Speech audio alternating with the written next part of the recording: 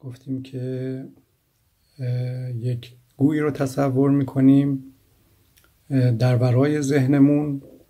آنچه که در ذهن ما عبور میکنه و عمل میکنه و رفتار میکنه یک کپی هست که مرتبط با اون در واقع کار خودش رو انجام میده.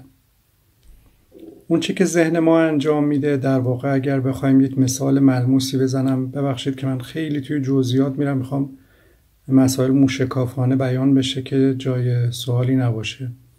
ذهن رو به عنوان یک دلالی تصور کنیم که هم میخره و هم میفروشه.